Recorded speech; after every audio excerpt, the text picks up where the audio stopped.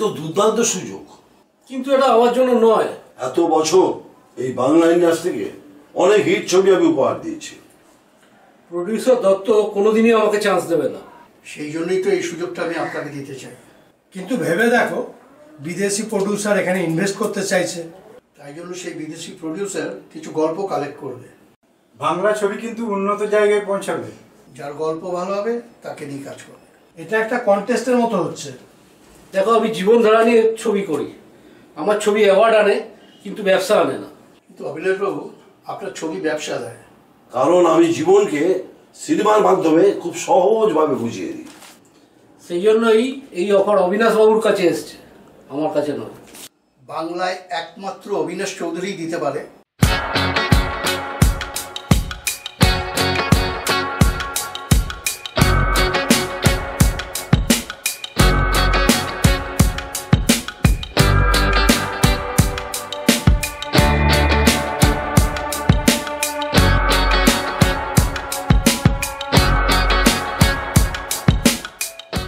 ভাবতে পারছো বিদেশি প্রডিউসার বাংলা ছবিতে ইনভেস্ট করতে চলেছে?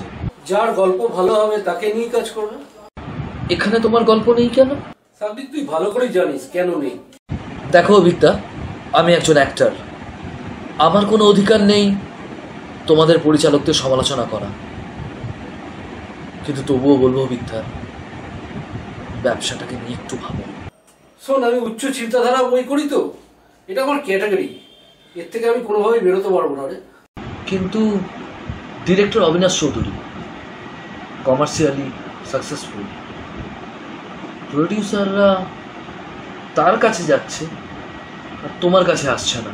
শোন, অবিনাশ চৌধুরী আমার কম্পিটিটর নয়, আমি তাকে শ্রদ্ধা করি, কিন্তু যেদিনকে ইন্ডাস্ট্রিতে সিনেমা বোঝার মতন কোনো প্রডিউসার আসবে না, সেদিনকেই আমার ডাক পড়বে।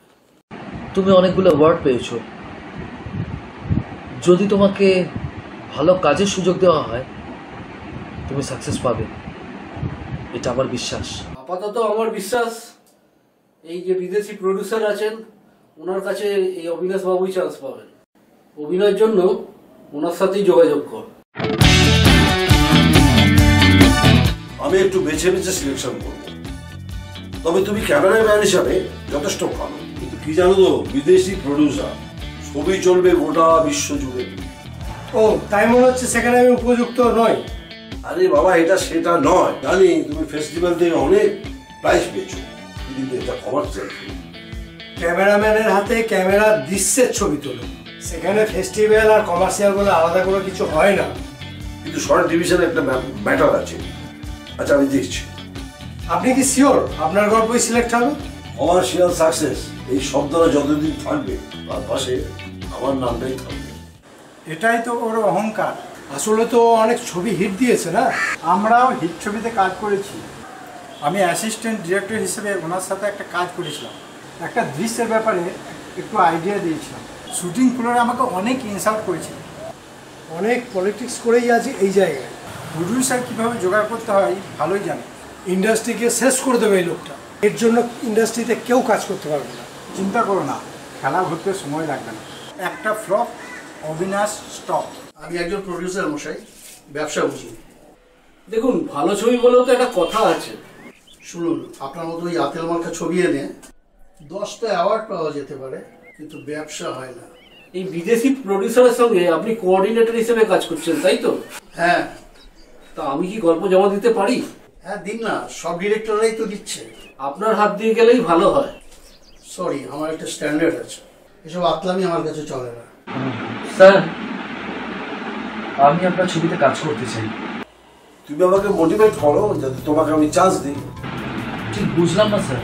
ভাই, ওসব লো বাজেটের ছবিতে হিরো হয়ে বড় কমার্শিয়াল ছবিতে পাওয়া যায় না চান্স।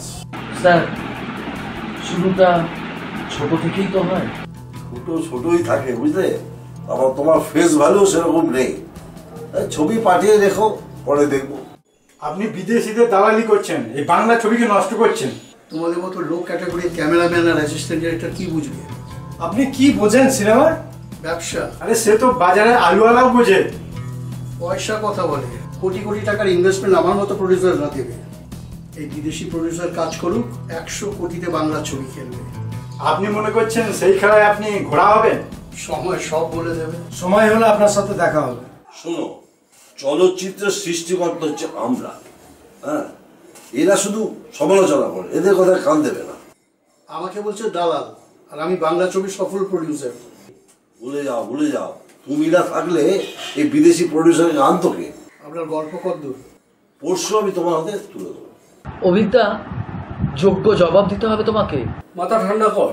আমি একজন শিল্পী, আমি অভিনয়কে ভালোবেসে কাজ করি, বাজেট দেখে নয়। কিন্তু অবিনাশ চৌধুরী আমাকে যে অপমানটা করলো, তার যোগ্য জবাব আমি একদিন না একদিন ঠিক দেবই। শুন, সবাই সমান হয় না। পলিটিক্স করে আজ অবিনাশ চৌধুরী 1 নম্বর পরিচালক।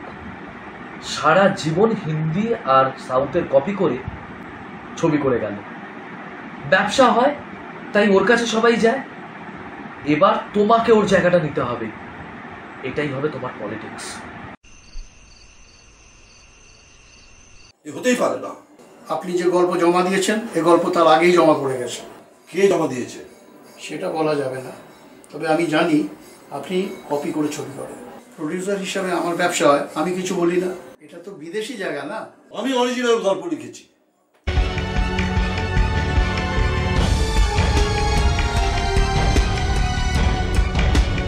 আমি অরিজিনাল গল্প লিখেছি।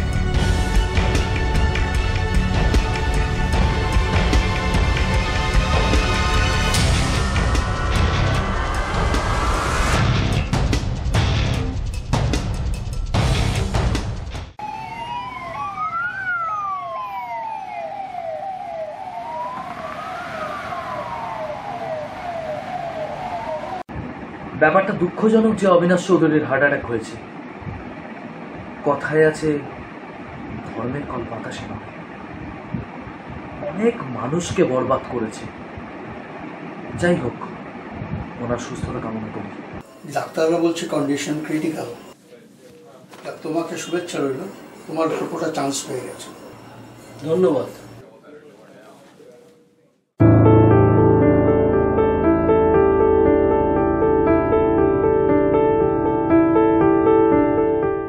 তোমার লাস্ট ছবির গল্পটা ভালো, কিন্তু চিত্রনাট্যটা ভালো হয়নি। শুনুন, চিত্রনাট্য কিন্তু গল্পেরই একটা অংশ। আমি যেমন কাউকে স্ক্রিপ্ট লিখতে দিই না, আমি নিজেই লিখি। আরে আমিও তাই করি, নিজেই স্ক্রিপ্ট লিখি। মশলা চাই, বুঝলে, মশলা চাই।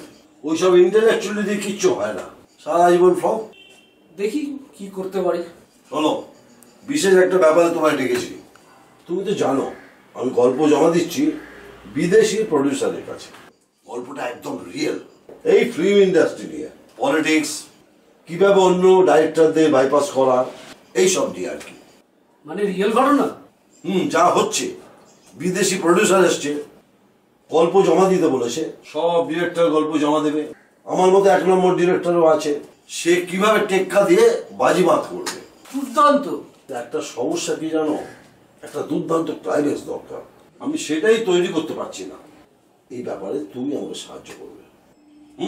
তোমার গল্পের বাঁধন ভালো, ব্যাপারটা কিন্তু তোমার আর আমার মধ্যেই থাকবে। আর আমি তোমাকে এর জন্য 2 লক্ষ টাকা দেবো, আর এই ছবিতে তোমাকে অ্যাসিস্ট্যান্ট ডিরেক্টর করে রাখবো। সরি স্যার, আমি ডিরেক্টর, আমি অ্যাসিস্ট্যান্ট ডিরেক্টর হিসেবে কাজ করব না। ডিরেক্টর হয়ে তো সাকসেস পাচ্ছ না, না? ঠিক আছে, আমি তোমাকে 2 লাখ টাকাই দেবো। লাগবে না, আপনাকে আমি শ্রদ্ধা করি। আপনি আমার সিনিয়র, আপনার গল্পের ক্লাইম্যাক্স আমি বানিয়ে দেবো। এই গল্পের ক্লাইম্যাক্স আমিই বানাবো। শোনো, তুমি এমন একটা ক্লাইম্যাক্স লিখবে যাতে গল্পটা সিলেক্টই না হয়। সব রিয়েল ঘটনা, যেমন আমাকে গল্প লিখতে দিয়েছে। এই নিয়েই তো ছবিটা। বিদেশি প্রডিউসার এসছে আর সবাই গল্প জমা দিচ্ছে। তাই একজন বড় পরিচালক ক্লাইম্যাক্স ঠিক করতে পারছে না, তাই সে অন্য পরিচালকের সাহায্য নিয়েছে। আর সেই পরিচালক গল্পটা নিজেই লিখে নিজেই জমা দিয়েছে। ও যখন জানতে পারবে তখন কি হবে? তো এন্ডিংটা শুনবে না? এন্ডিংটা হলো, পরিচালক জানতে পেরেছে যে এরকম গল্প আগেই জমা পড়েছে, তাই সে শোকে দুঃখে হার্ট অ্যাটাক হয়ে হসপিটালে ভর্তি হয়ে পৃথিবী থেকে বিদায় নিয়েছে। গল্পটার নাম হলো সুপার হিট সিনেমা। প্রতিনিয়ত এই ঘটনা ঘটছে, কেউ জানতে পারে না, গল্পের আকারে খালি প্রকাশ পায়। এই ঘটনাও গল্পের আকারেই প্রকাশ পাবে। জীবনমুখী পরিচালক কি ভবিষ্যতে দেখতে পায়? আমি চাই না শেষটাও মিলে যাক, প্রাণহানি আমি চাই না। কিন্তু গল্পের মতোই তো সব মিলে যাচ্ছে। বাংলার আকাশে নক্ষত্রের পতন, মারা গেলেন পরিচালক অবিনাশ চৌধুরী।